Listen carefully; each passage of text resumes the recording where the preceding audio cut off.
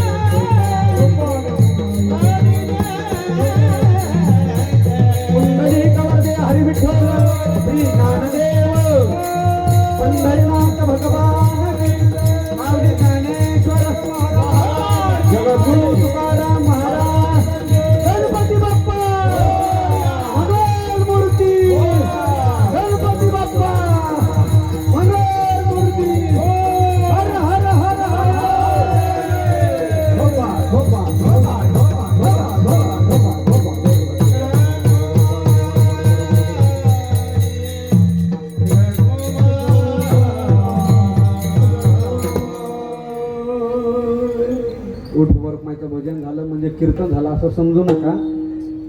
एक थोडा टाइम घेतो. आणखीन एक लईत 2-3 तास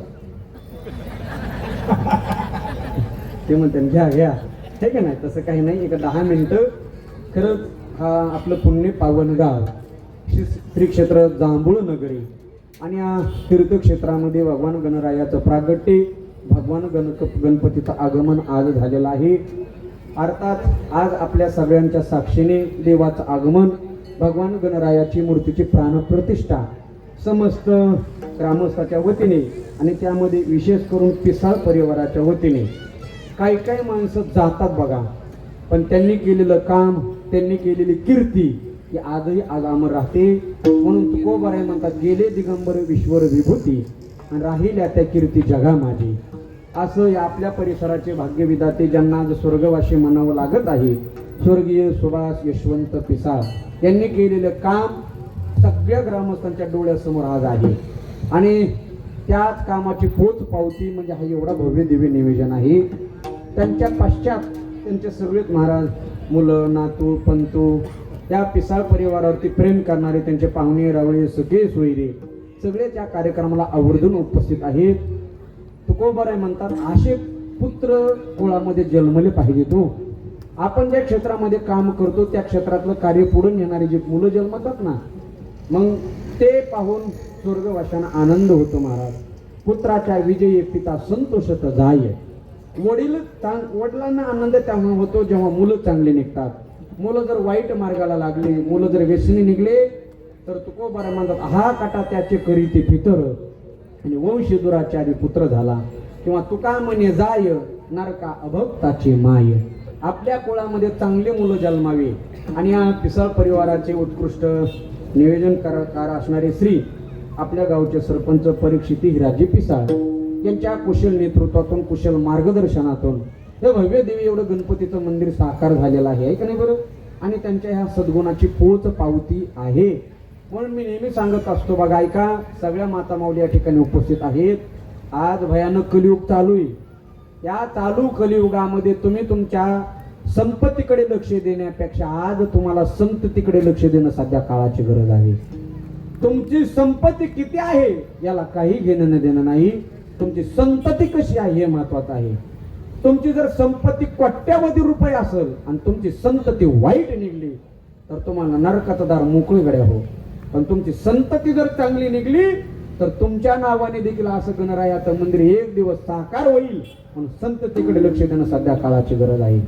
पण माणसं धावपळीच्या युगामध्ये एवढं पैशाच्या पाठीमागे लागलेत महाराज. सगळ्याला प्राणापेक्षा प्रिय धन पैसा आहे का नाही बरं. एक वाक्य सांगू का. लोक धन कमवण्यासाठी आयुष्य बर्बाद करतात. ऐका बरं का. लोक धन संपत्ती पैसा कमवण्यासाठी आयुष्य बर्बाद करतात आणि परत बर्बाद झालेलं आयुष्य नीट करण्यासाठी कमवलेला पैसा बर्बाद करतात. मग आपण जैशी ते वैशीच ना. म्हणून माणसाने आज मुलाकडे लक्ष दिलं पाहिजे. असे एखादे क्वचित असतात महाराज मुलं जे आपल्या पितृ ऋणातून उत्तीर्ण होण्यासाठी एवढा मोठा हा भव्य दिव्य नामयज्ञ महोत्सव एक दिवशी साजरा करतात. आणि त्यामध्ये आपल्या गावचे सरपंच यांनी खूप नियोजन सुंदर केलं. त्यांना धन्यवाद देतो. एक 10 मिनिटं मी तुमचे घेणार आहे बरं का. याच्यासाठी दीपक महाराज मला म्हणले तिकडून इतिहास सांगा. सांगू का एकदा नीट मांड्या घाला एकदा नीट बसा.